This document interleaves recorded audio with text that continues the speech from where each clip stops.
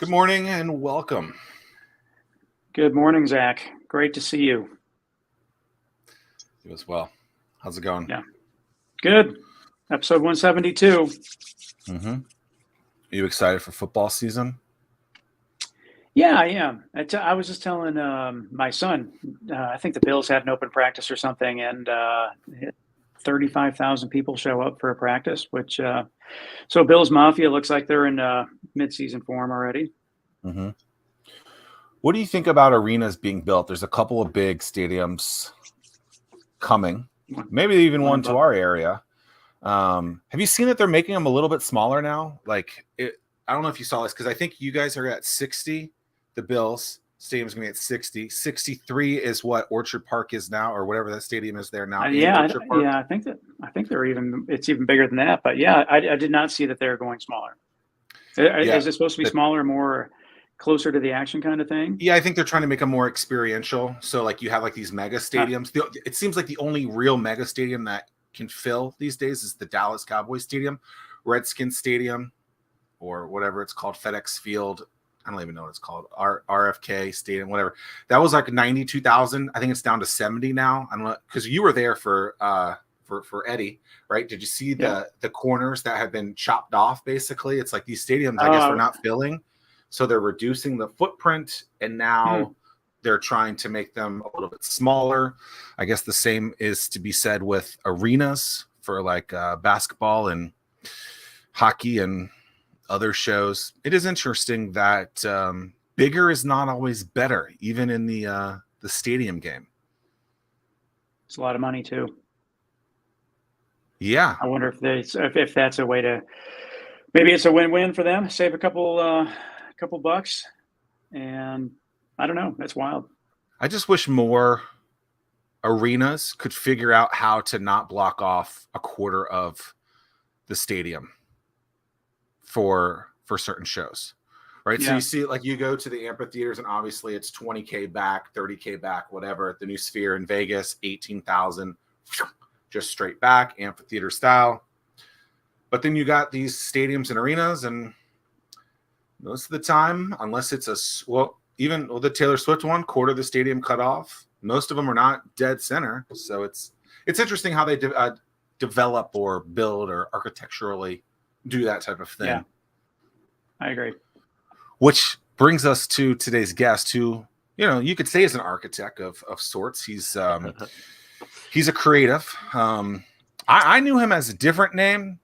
Just Carl. Carl Cleanthes at that point. Now apparently he's changed his first name to Colorful. I don't know if it's an official real name, if Carl is now his middle name. I don't know. No. I just, I was trying to make a simple brand and wanted to, brand myself and create some content. And I thought it'd be much easier and to point people towards a name that was easy to spell rather than Cleanthes, which is a hot mess for anybody. So Cleanthes. Not looking at anything. How'd I do? All right. Boom. Nailed it. Look at that. What was the name of your company before you changed it? So when we first met, and kudos to Zack for dragging me into Hatch and giving me my first office out of the house, which was really cool and a great little space. But it was Creative Art and Design Studios LLC, which is still the legal name of my business. We just made a DBA back in 2016. Again, same kind of reasons, like to be more, an anomaly, if you will, or to stand out, and really just make sure that, we had a name that was memorable. So, yeah. I didn't realize that that's how you guys had first met. We had met before that? No, I don't even remember how it. I don't remember either. I think we were just out networking. Might have been one of those Unwind events back in the day at ODU. I remember that was the first place that I saw you, where we first met one another. The good Unwinds, like when Tom Osha was doing it? Yeah. Got it. Because, man, he used to throw a hell of a party. So, I think, I mean, we were just all in the Hampton Roads entrepreneur ecosystem out there, just trying to make it work and just bumping into each other. So that was back when Eric Olson was in the office with us, 80-20, back in the day. A lot of people changing names. Yeah, he had a name change. Tim just changed his name. Yeah. It's it. Well, you just want to grab things that you can own on the internet, right? Like you want to be the first Google search without any effort, right? So that's always the big push, and helping position yourself and make it easier for people to find you when you're out there making all this content. So. Yeah, I would like to think that it's a sign of a little bit of growth as well. Yeah, it is for sure. It helped us kind of. So what happened with the name change basically was I was sitting there and we were just struggling, right? Always struggling to try to make sure that we could be seen and find our space in the market. And we did a project with someone also in Hatch. There was a lot of cool things going on down in Hatch. But we did a project with some guys, a guy and his wife, AJ, with Space Monkeys Down, right? And they hired us to do Yeah, they had a tabletop board game they were building, and they needed some custom art for all their characters and their lore. And, Ross and I started working. Ross has been my creative director now for like 11 years. But back then, this was like the first project where we were super excited. And we really realized like, hey, this is what we want to be niching down into. I remember 3 hours into our like planning chat about all the different characters, I'm like standing up. I'm like, all right, so what if he's got this big battle axe and he's like swinging it down at the ground and like the camera angles up like this? And I paused for a moment. I was like, holy shit, this is amazing. Like I'm having so much fun right now. This is the type of work that we need to be doing. And from there it was just like, all right, well, we need to rebrand. We need to figure out. And that kind of was like the beginning of this is always what I wanted to do. And I was always trying to do things that like, hey, this is what a marketing company should look like, or this is what it was all very generic, very stale, very much not me. And then that kind of just it was one of those moments in the business that really made me start thinking. That said, do you think that this area is stale because there's so much government, or and that's just kind of like what we're in, or is there a bigger side, a creative side to this area that is a little bit more low key? I think we have a really interesting creative community that's been bubbling up for years now, with the Neon District and, obviously stuff that Drew's doing and a bunch of, and Sway's doing as well, and just helping build that. And I think, Charles always needs a huge shout out, Rasputin, on all his efforts in the Neon. And like, and Downtown Norfolk Council has been a big part of that too. So it's all been, there's actually a really bustling, unique creative community here. And the organizations like AIGA are always trying to help with that as well. So I think the space is great. I think the problem that I was having was purely introspective and imposter syndrome and not knowing how to be myself and being afraid of being myself or being, like I started my business at 20, right? I didn't know what the hell I was doing. I just knew that I was unemployable in my heart, like in my soul. There was no happiness to be found at a 9 to 5 on somebody else's clock. So I just navigated from there. And I realized, slowly along the way, like I've been doing this for forever. I should be like a bajillionaire already or something, but I am happy and I'm stable and have a nice life, which I think is priceless. So, couple of things off of that. I think you can make the argument that because this area is basically one big suburb or several different suburbs too, Tim, you don't have that urban core. Yes, there's a little bit of urban core, but a lot of times, like you see these things in urban areas, we have like maybe small little pockets of stuff like that. I think there's aspects of that could be some of the missing pieces of that. And then when you talk about agency life and doing work that you don't want to do, as a guy who's done it, Tim's done it as well. Yeah. I think oftentimes, most of the time, you're not going to early on get the type of gig that you want. So you have to do crappy gigs. I call it the glue.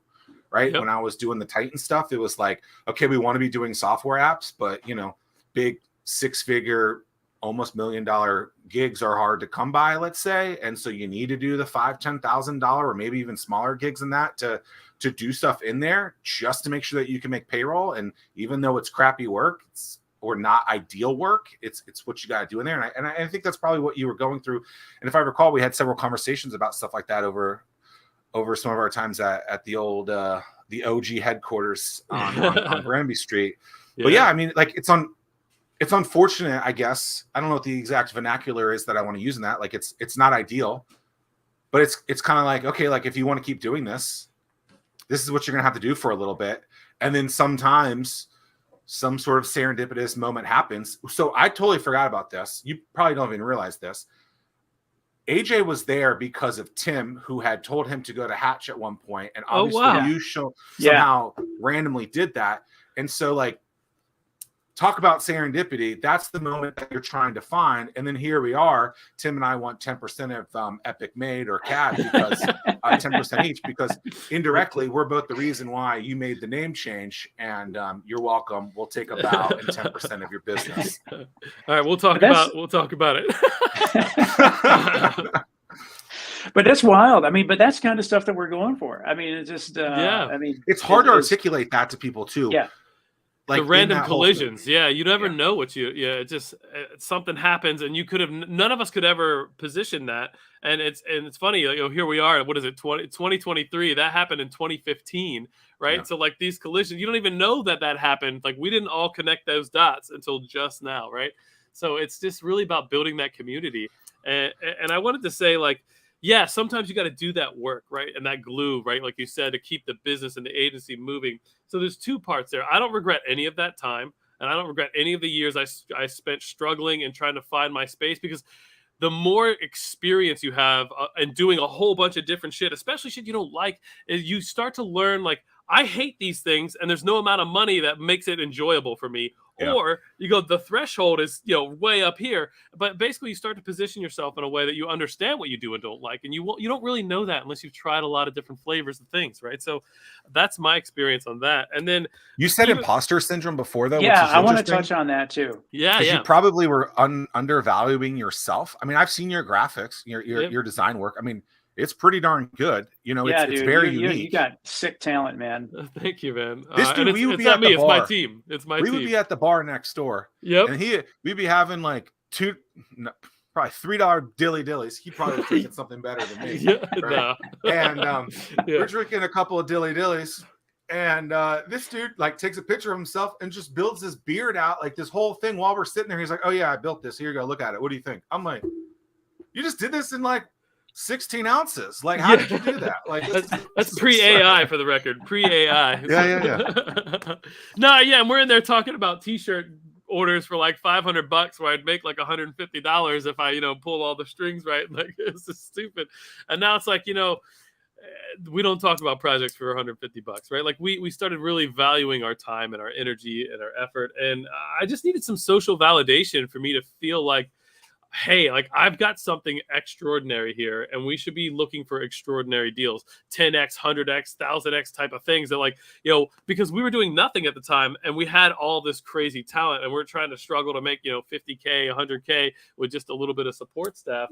And it's interesting. Yeah, it's a value. With it, so is that a matter of just grinding through? Because this whole imposter syndrome, this is something that every founder I feel goes through, but nobody talks about it until they've made it through the other side, so to speak. I don't even think it's just founders. I think it's athletes, musicians. Oh, for sure. In every career across the board. Yeah. It's cultural, man. Like we always like hate on each other. Like there's so much like haterade in this whole like you get online. And it's like anytime that's actually, let me tie this in. I know I'm doing good shit when I start to get a little haters, right? Like when people like show up to give you some shit. It's like, hey, you're actually relevant. Like someone's like saw you in their feed, was like, oh my God. Blah blah blah.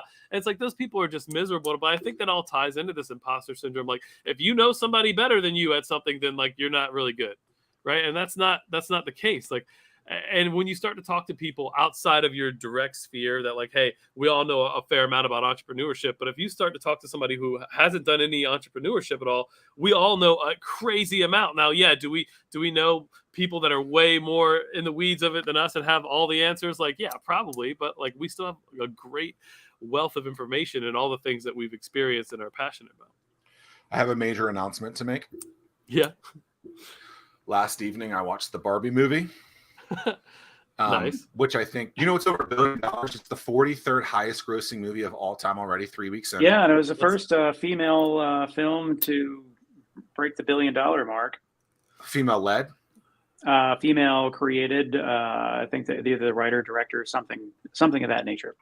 Got it. That's I think amazing. the main lady in that, I don't know her name. Apparently she was Harley Quinn in something. Yep. She's really good. Great.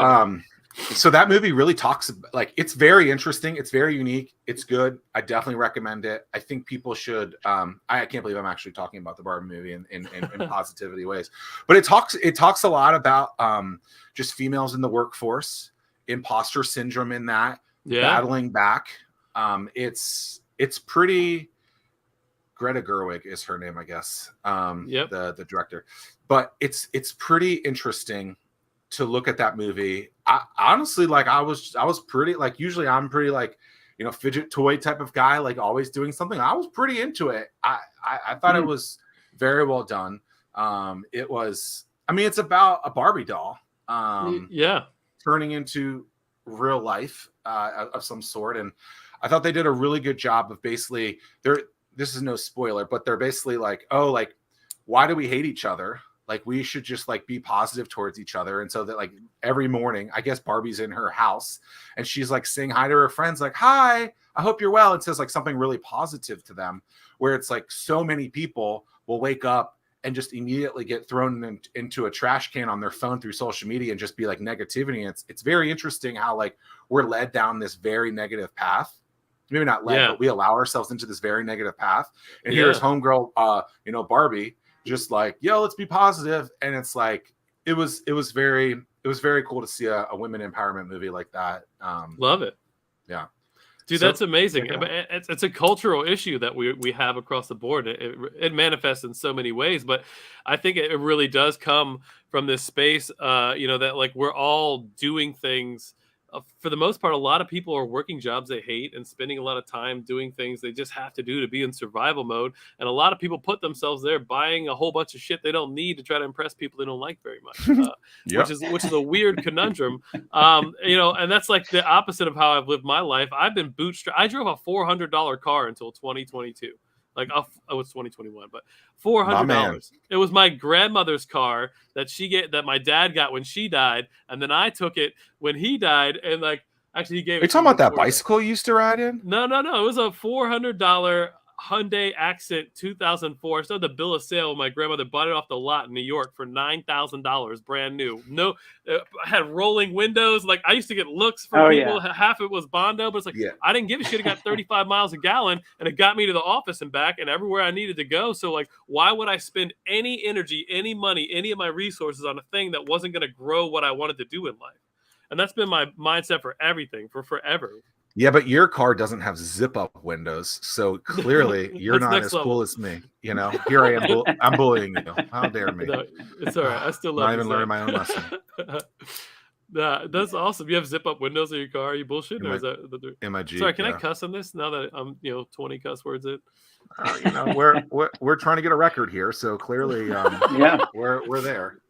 Right. Well, you know, I don't know if you know this, but you are apparently allowed to say anything but the F word in on modern TV these days. Everything else. Oh, for real? Yeah. Okay. So when Pat McAfee signed his ESPN deal for his 12 to 3, because he's doing the new noon time frame for his sports show, he's basically allowed to say everything but the F word, and he's like, I won't say it as often. So I guess I don't know. I mean, I feel like at this point in the world, it's like, that's dumb. Is there anything worse than saying a cuss word? Like, there's far worse things than saying a cuss word. If that's not what I said, that's what I meant. Oh, for sure. Yeah. And what's a cuss word anyways? Like, it's all cultural garbage. Like, it's just more oppressive types of things. Like, oh, if you're intelligent and refined, you don't say these words. And it's like, nah, I'm colorful. Like, and here, that was how the brand was born, more or less. Anyways.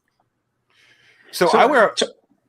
Go ahead, Zack. I wear a black t-shirt every day. Tim wears a black t-shirt on the show on Thursdays. You always wear this hat, I feel like, ever since I've known you. Is that an intentional thing at this point? Is it part of the colorful brand? Is it like, is there anything to that?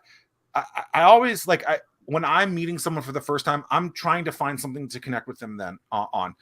Oftentimes I ask the Netflix question, what do you watch on Netflix? But I mean, if I met you for the first time today, I'd say, oh, cool, I like your hat. Like, what's the deal with it? You know, something like that. And so, like, is there something unique about that? Or are you just comfortable in it? Like, what's the story with the hat? And what do they call that thing? It's not a toboggan. It's it's like a golf hat. What do they call those things? Dude, I have no idea what it's called. Yes, I love this hat. It's probably one of my top 5 treasured things in the world. Wow. My dad gave this to me when I was 16, and I just thought it was cool and unique and like a totally different thing that nobody wears hats like this, right? And I've been wearing it. It's my like nice hat, right? Like if I'm trying to look nice, I throw on my nice hat. We appreciate you dressing up for the show, man. I got 4 nice shirts. They all look the same. They're like, you know, like this kind of like button up blouse, military-esque looking style shirt. I've got 4 of those. They all pretty much look the same. And this is like my nice hat and my nice shirt, right? I always wear toe shoes religiously. I have 16 pairs of them. I'm very much like, hey, I find things that work for me that aren't boring to me, that aren't what everyone else is doing. Because I've always been a counterculturist just in my core. Like it just always feels right to be a little different. And I just lean into those things. I basically like have a different pair of shorts I wear whenever, you know, I've got like 3 colors, and they're all like blue, gray, and tan. Like, and then I have a black shirt and this hat and toe shoes. That's what you're gonna see me wearing pretty much anywhere when I leave the house. But that just saves to me, that just saves time. I mean, like, I always can tell whenever you can tell how busy my week has been just based on like the amount of growth that I have on my face. So just in the sense of if I don't have to worry about shaving, I don't have to worry about what I'm going to be wearing, and to me, I can focus on the things that I need to focus on, and life goes on.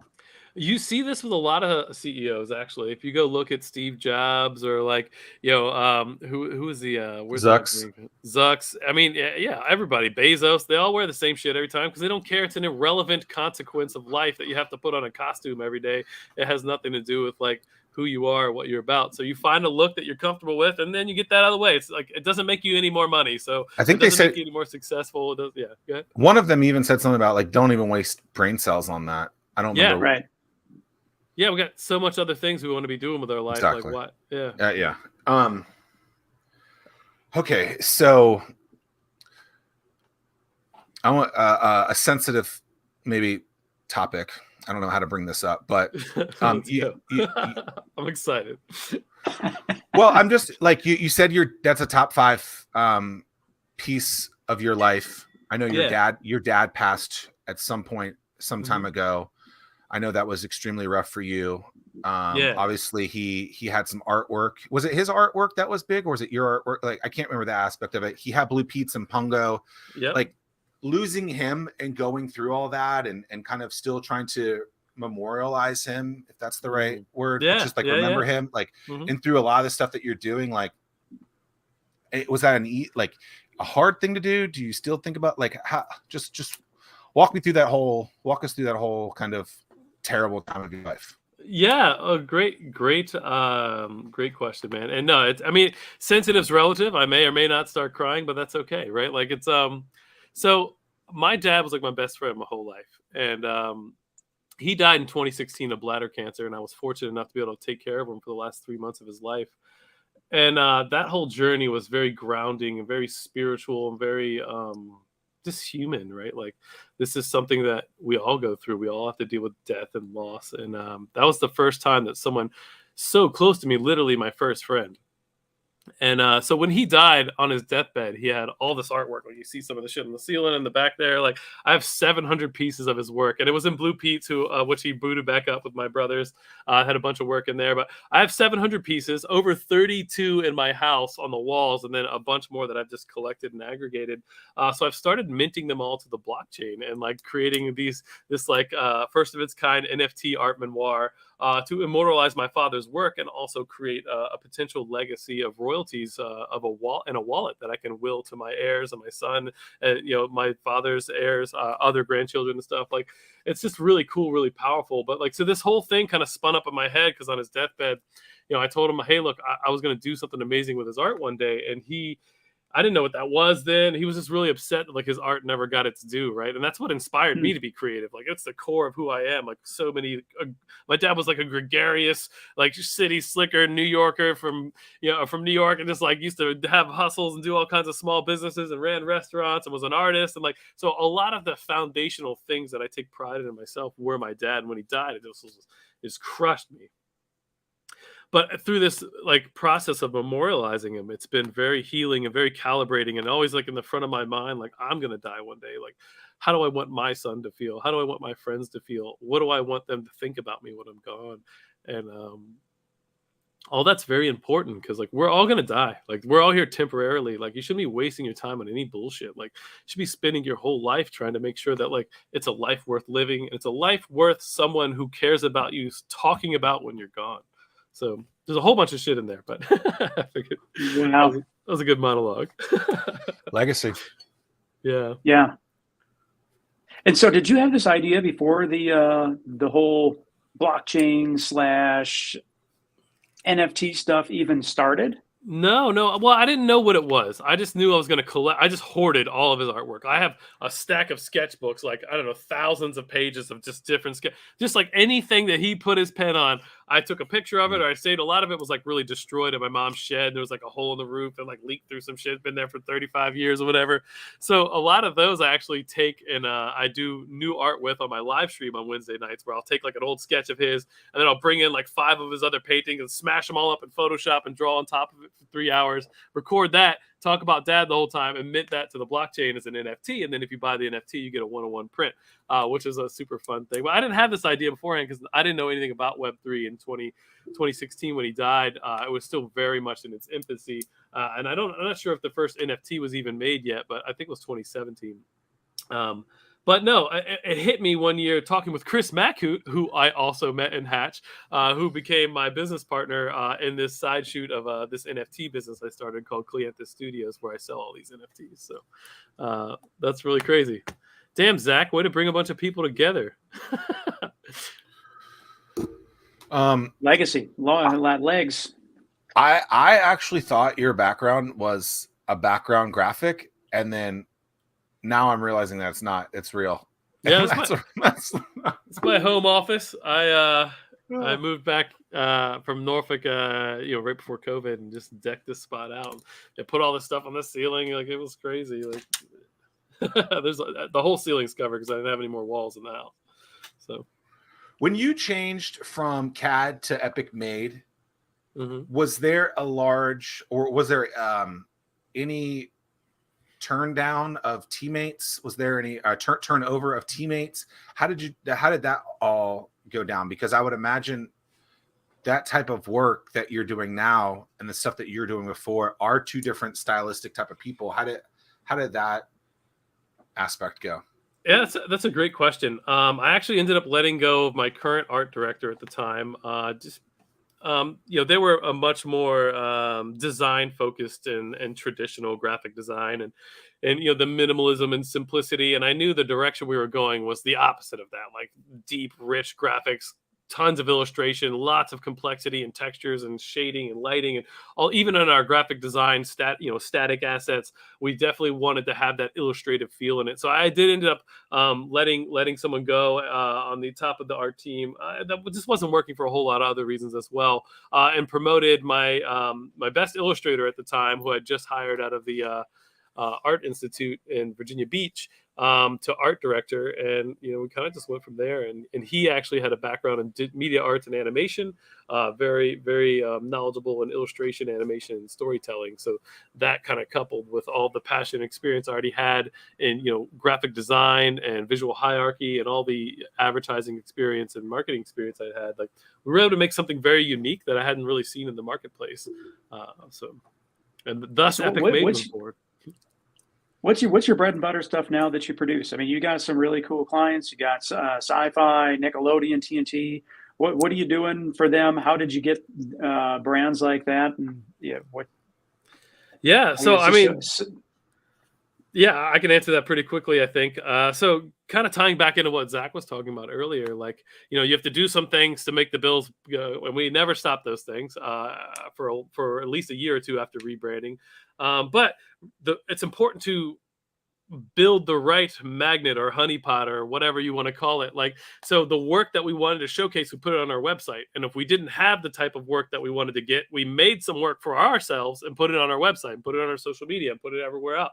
So, and I've continued to do that over the years, just as we get to another space where we want to do more cool stuff in a different lane and we haven't found a client for that, we make it in that direction. We'll make a custom piece. Like we just launched our own full comic where we wrote the whole story, outlined 100 episodes, did 10 of them on Webtoons, got like 3,000 followers. It's called Supernal. It's also on our website.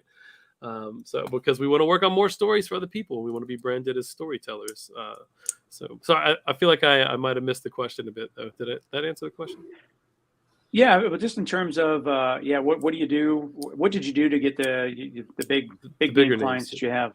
Yeah, we did the cardinal sin of finding people with RFPs, and we pitched our face off to like clients that we knew.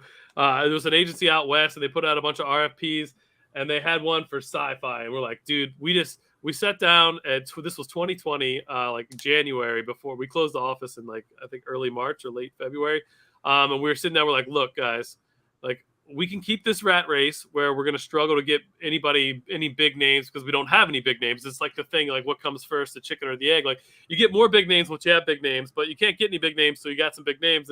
So they put out some RFPs. We pitched 20 times to this company with pitch videos and pitch decks. And like, I mean, we're talking like 30, 40 hours of work. I mean, literally one time we sat down we recorded a video of my whole team pitching this whole idea and like being stupid and funny. And I had like a cheeky advertisement feel to it just to send to this company. And they finally picked us. They kept sending us things like, hey, we see you doing, you didn't win, unfortunately, but like you got runner up. So we got that like a couple times. And then we got rejected for this SYFY Pride ad. They're like, oh, well, again, runner up, so great, please keep pitching. And then like 4 days later, I get an email from the creative director over there just saying like, hey, we really have been trying to use you guys, and we just have really established relationships with some other agencies, but like you guys have been on our radar. Great job pitching and standing out and doing extra. So SYFY just hit us up and they want another video. Do you want it? And I was like, hell yeah, we want it. And like, I was so excited. Like I went and like jumped in. I just went and like told my wife, I'm like crying, and like it was awesome. Because it's like we tried so hard to get something that felt like was like an accomplishment, and that like everybody would be stoked on, and we got it. And then I spent like, it was like a really small budget, right? Like $3,000. I spent like $4,500 making it because I was like, we're going to crush this. Like, this is going to be the best piece of advertising for our business that we ever had. We entered it in the Addies that year, got best in show, gold Addie. Like, we didn't do anything in regionals, but like, it was still like, that was like a moment where like, we got this. SYFY saw our work, loved it. That was so validating. Like the whole experience was just like, all right, we're on a different level now. So that was the first big one. Yeah. So I never understood the pitch aspect until I watched this show on AMC like a decade, 15 years ago called The Pitch. Yeah. I don't know if you ever watched it. I think it's a season long, and it's primarily for ad agencies who have to go in and pitch a concept to a organization that they want to work with. I guess it's similar to what you're doing. Sure. When you're doing that, you're doing a lot of free work. How do you handle that? Is that why RFPs are like that dirty word that you're talking about? Or like, yes. like what? Because like I was shocked. Like these people are like almost doing the entire ad for free, and then they're not getting, they're getting, first runner up, which sorry, Carl, is the first loser in these cases. No, and you're just sitting there I know well. Yeah. And like, that is like absolute nonsense. Like I would never do that much free work for someone, yet that is a lot of the game for, I guess, your world. Like how do you sit there and be like, yo, like this could make sense at some point? Because that's a really, especially because you were in a position of, you were in a low, it sounds like at that point. Oh yeah. Like, what are you going to do? Like, I don't know, like what, walk us through that just ridiculous scenario that is called the RFP pitch. Yeah, it's terrible in some regards, right? But it's also like in some regards like, hey, if you had better opportunities, you'd be going for them, right? So like beggars can't be choosers, right? And they're preying on that, which is why the budgets are low too, right? Like, and preying's the wrong word, because like the people that don't need this aren't going for it, right? It's people that are trying to get their names out there. So like you always have to balance the risk and reward. Like we're doing another collaborative pitch with another agency right now, where we're gonna storyboard and do a lot of the concepting up front. We're not gonna do the bulk of the work. I'd say it's like maybe 10%. But basically, if you don't have a relationship with somebody and they don't know what you can do, you have to prove yourself, right? And so if you already have like, hey, here's my portfolio, here's the 35 things we've done for brands way bigger and better than yours, like we got you, like that's a whole lot of leverage, right? Business is all about leverage and building leverage. So if you're in a space where you have no leverage, you've got to build some. So you've got to put the proof in the pudding before that you show up, because no one's going to say, no one's spending any money or knows they have something you want is just going to give it to you on your word. Like, oh, you seem like a nice guy, we'll trust you, here's some money. Like, it just doesn't happen that way, right? So you have to build yourself into a position where you have leverage to be able to do things. And at that space, all we had was like, hey, we got great ideas and here's the proof. But the thing is, there's so much that you said in all of that. There's just the last 10 minutes, just in the sense of you're betting on yourself. The whole adage of you can't beat somebody that doesn't quit. Yeah. So, I mean, you just continue to grind after it. By you doing some of that work for free, so to speak, I mean, you're getting extra reps in, and you're sharpening your axe, and you're improving your craft.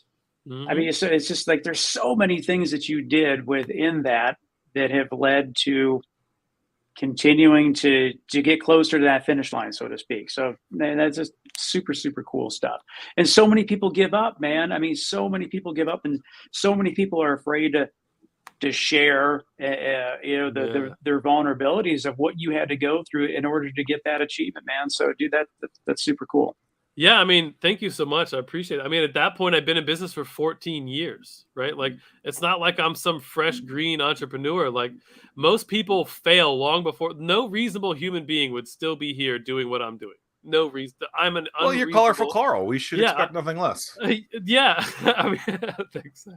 But it's like the risk tolerance I had to have to get to this place is stupid. Like there's no other way to look at it. But I don't have another option, right? When I started this, it wasn't because, oh, I want to run a business. I think it'll be cool. It was like, I will be miserable doing anything else. Like, and I'm choosing happiness no matter how much it sucks sometimes. Why is anyone's voice, mine included? It's always like, oh yeah, that's gonna be the greatest thing ever. Like, as a creative, like why do we talk like that? Like, why? Like, we don't, but like that's the way that we reference this thing. Like, it's, yeah. I think that it's just to signify that it's not your voice, and that's the only way. That's the easiest way to go. Yeah, I expect. I don't know. Yeah. I was never delusional, but I didn't even care. I didn't even think about it. I never had a business plan. Like, I made a plan in like 2014 or 2016. Actually, I joined this it was 2016. It was the Scaling for Growth Streetwise MBA put on by the Small Business and Supplier Diversity. And I went through this whole program for like 6 months. It was really good. I had to drink and like blah, blah, blah. But at the end of it, I sat down the next week to try to like really start implementing my plan. And after 6 months of working on it, going through all their courses and all, and I threw it out. I deleted it. I was like, this is absolutely asinine and isn't the thing. But I knew why at that point. So then I started making little micro goals. I got a little bit into like just short term, like what am I doing this year? What do I hope about next year? And 3 years from now is pretty much just a wild ass guess, because I don't know what I can't predict COVID, or I can't predict, all these different things. So like for me, the smaller, shorter term goals were good. And like the first one that I really went for was like, we need 3 name brands in our portfolio this year. And we just went for it. Like nothing else mattered. Like we're going to get 3 name brands this year, come hell or high water. And we did it. And then, so we just set these little achievable things, and I stopped getting lost about like I don't ever want to sell this company. I don't ever I got like stupid goals that like, don't really matter. Like this is just a lifestyle for me. So that's awesome, dude. I want to hear what's your take, man. So there's 2 different camps about AI, and especially in your world. So some people, they don't like it because it loses the authenticity of something that is handcrafted, half made. The other camp is, hey man, I'm now 30%, 40% more productive. So now I can do 30%, 40% more projects than I used to be able to do. What camp are you in? Both. And I think, AI is a tool, right? There's a lot of things that go into. So I'm on the advocacy committee of the National Board of the Graphic Artists Guild, and this has been the existential meltdown of our profession right now, AI, and from both camps, right? Like people that are tech minded and business minded, obviously sort of lean into it quickly, like, oh my God, right? And the people that are artists and creative minded are like, oh my God, they're stealing our artwork. Which in some cases, there's a great case to be made that a lot of people's artwork and intellectual property was robbed to put into these systems to produce the content that we're all enjoying. But that's being fought out in court and not my battle to have. But what I will say is, yes, it expedites productivity. It expedites creativity. We use it. Myself, I use it personally for iteration and ideation, and it virtually eradicates creative block. Which is pretty cool. I use it like stock images sometimes. I'm leaning more into using, I've tried a lot of them out, but I think the ethical standards that Adobe has put behind their AI system, Firefly, is, the standard in which people should be applying. They've done a lot of things. I won't get into all the weeds of that, but you're welcome to ask me questions and follow-ups. But yeah, I love it. And I think, hey, it makes it more productive. Look, my grandfather was an entrepreneur, and he, probably did in 2 months' time what I do in 1 week with the tools and the productivity we have. But he made millions of dollars in the 80s, and I'm still working on that. So productivity is relevant to your competitors and what tools they're using. So, hey, you just got to stay up to speed in the rat race, right? So if everyone's using AI and you're not, you're losing the race, or you're putting in way more effort, or whatever the thing is. Like, this tool is here. We have to use it just like we use the internet and Web 2, and like people are going to use Web 3 and all those things. I think you can make and the with argument. that, no, just one thing you hit on a key point, and what it is to avoid that writer's block or artistical block. It's not the final product when you are using AI. I mean, it might get you 70%, 80% of the way there, and then you can continue to tweak things to make it your own. But it's never the final product. At least in my experience. So true. Yeah. So that's actually one of the internal policies we have at the company. Like, use these tools all you want to help you move the needle along, but no pixels go to the client that were generated by an art generator. Like that's not okay. Also, it's important to note that like these tools. Oh man, I just lost my train of thought. What did you just say? Sorry, because it was about avoid a tool to avoid writer's block. It gives you start with the 70% solution.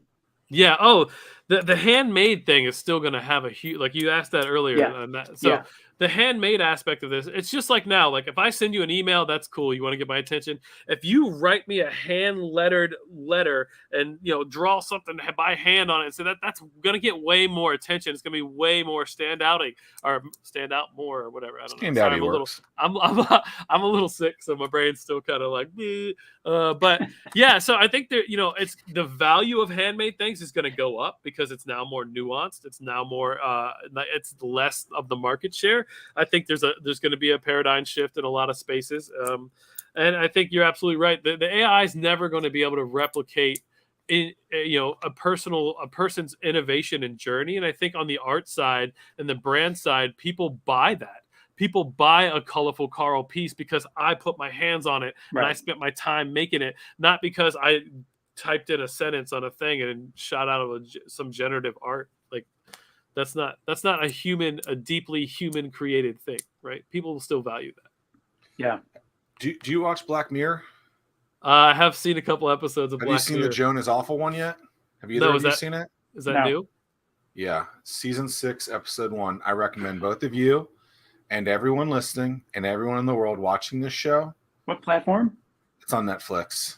You never watched any Black Mirrors, Tim? No. Mm-hmm. Oh, wow. You've watched. They're pretty wild. Yeah. Okay, so Joan is Awful might be the most terrifying episode of anything. And I believe it absolutely could happen probably today. And Joan is off or awful? Awful. Okay. It's got the lady from Schitt's Creek in it. Yeah. One of the main stars in that. And the daughter or the mother? I don't remember. The daughter. The daughter. You. Yes, her. And I can't think of her name. But it is. Excuse me. I actually can't give the premise of it as a thing, but it's just something that you will watch and be like, oh, and then you find out why and how, and they're like, oh, okay, like this is absolutely terrifying, and I just want everyone to watch it and just be very careful is all I'm saying. But I think it's in the world that we're talking about right now, the sphere of stuff that we're talking about technology. Right now. And it's very I watched it and I was just like, whoa, That is terrifying. Yeah, Black Mirror, the premise entirely is like the dystopian future of our the possible dystopian futures of our technology and our culture and the way it all goes. And it's a fascinating series, all about it. I didn't realize they were on season 6, but why stop making them when you can continue to just plague people's minds with how terrible some of this stuff can be? It's pretty amazing, though. It really is. I'll definitely check that out, Zach. Thank you. I apologize. Did my mute not work? I didn't mean to blow my nose in the middle of that. I tried to mute it. But... No, I thought I didn't know you blew your nose. Okay, good. Perfect. It worked. Is it the chicken or the egg, though? I mean, have we ever figured this out? I mean, you talked about it earlier. One of you did. Yeah, well, I mean, it basically boils down to evolution, right? Like, I think if you think about it from a biological perspective, I feel like we'd have to answer the question: did animals start having internal in utero or external in utero or external eggs first, right? Like that's the only answer. Is that the most like is that like a top 5 question of all time? Like, what is the answer? We should ask a biologist that, because it really it's a great question. And a chicken walked across my road today. Like a literal chicken. I think a neighbor maybe has a chicken in their backyard and it got loose. It's kind of like a dog. I had 5 chickens for I'm not surprised. A while. That's not surprising. Yeah, I grow a bunch of food in my backyard and got an acre and a quarter over here in the branch, and I grow everything. I made a smoothie the other day from my backyard that had a banana.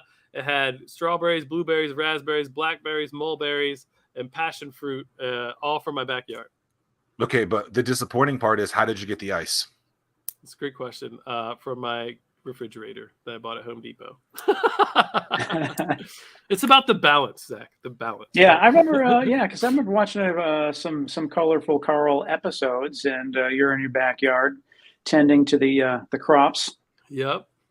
I haven't made a lot of that content this year. I've been really focusing on the creative side of things and just trying to make sure that all my efforts really synergize. But it's funny, like every couple of weeks, somebody will send me a message like, man, I started growing this year because of your videos. I'm like, that's amazing. Like, we should all grow some of our own food.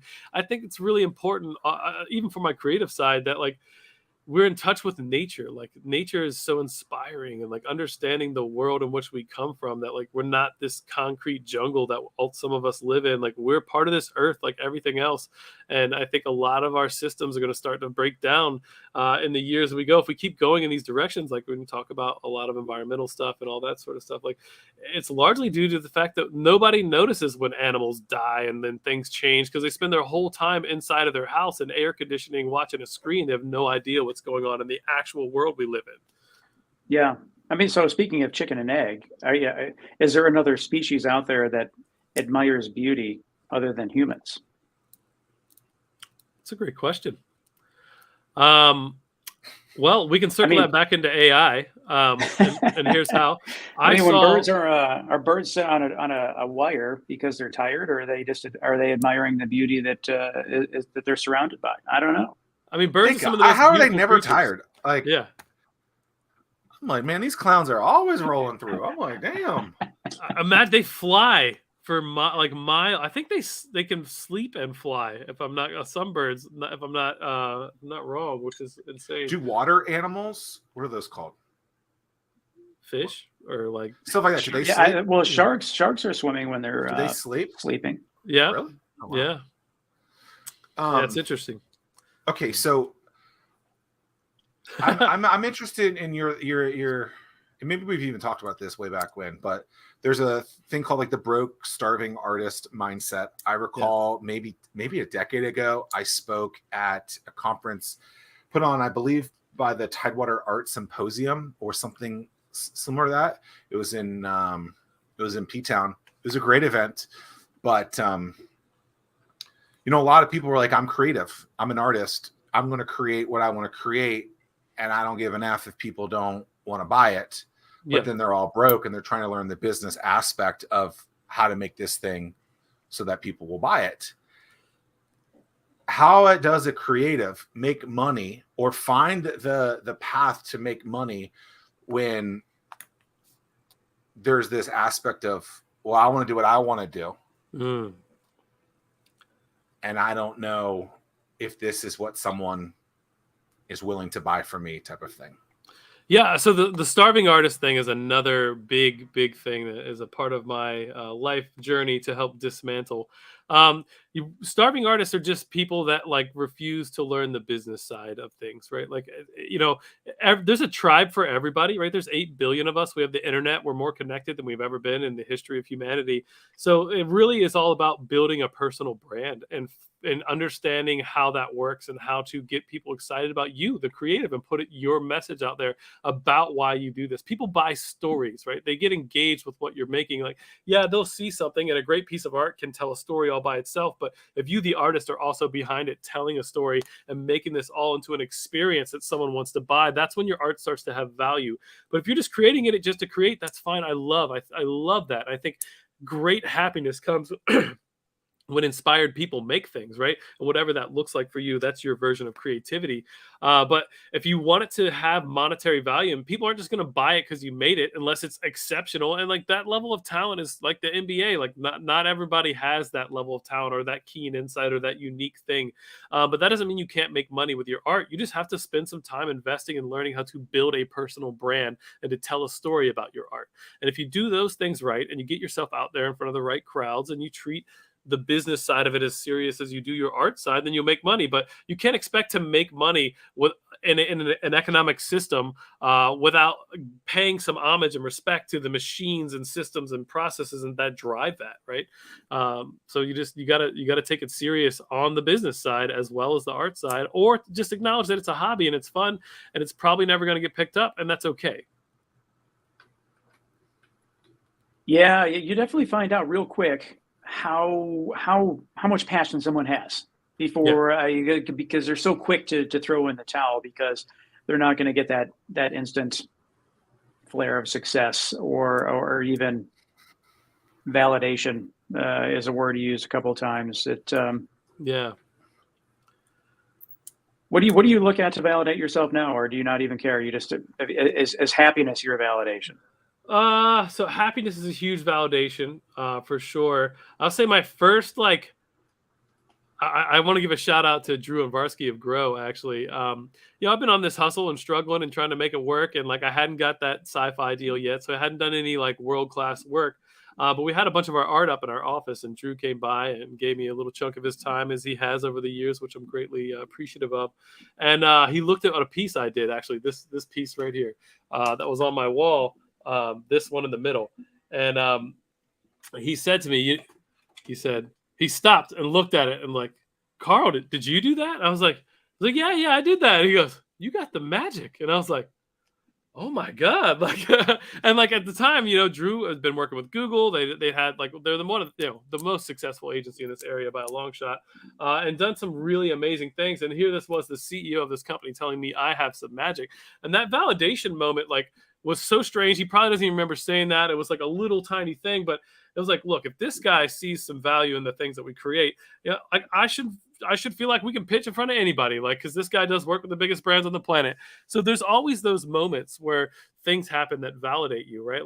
When I got that first SYFY gig, that was really validating. Oh my God, here's a company paying money to build something for the SYFY network, and they think based on our portfolio and our ideas that we got what it takes. And our pitch, let's not discount the pitch like we talked about. That was a good chunk of work, but it wasn't the full product. It was still we promise we can get there, and here's all the things that convince you that we can do that.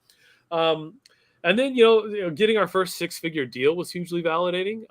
That was oh my God, okay, so people are willing to spend what I still considered to be an egregious amount of money on one project just for our art, which is pretty exciting. And yeah, so I think that there's always little things where it's your imposter syndrome says, well, I've done this and I've done this and I've done this, but I haven't done that. And chasing that validation can help you grow, but you just got to make sure it's aligned with the interest of what you're trying to do. You're not chasing something that's just a status symbol or something to try to impress somebody else, because it doesn't really matter, right? It's really are you intentionally taking this somewhere that's going to fulfill your happiness and grow this company in a way that everyone who's with you is also enjoyed and excited about. So. Well, I appreciate you. I mean, it was, I don't know, 6 months, something. you just reached out of the blue and you're like, hey man, I just want to connect, and what can I do to help give back? So Yeah. I mean, having people step up, want to give back just for the sake of giving back to help someone else out, man, that's super kind of you. And man, I mean, just there's not enough nice people out there in the world, man. So I appreciate your niceness. Thanks, man. I love people. So many people helped me along the way, as we've talked about a bunch through here. And my biggest commitment whenever someone selflessly helped me was that, like, I promised to pay it forward. So and I really mean that. So if you're an artist or a starting entrepreneur or any type of creative, or you've just heard anything I've said on this show and you would like to ask more questions, learn more, I'm happy to chat with anybody at any time. Like, just hit me up. I'll send you my scheduling link and we can kick it. So had you guys not met before 6 months ago? No, it was just, it had been a long time with COVID and everything else. And it was, I think you reached out on LinkedIn or something. Yeah, I just DM'd him. And I just know you guys are out here doing some hard work for the community as well. And I just would like to, I'm just here helping you guys and support, my one episode is just one in the many, but you guys are doing great shit. You should be very proud of yourselves. And I'm happy our community has people like you guys helping out.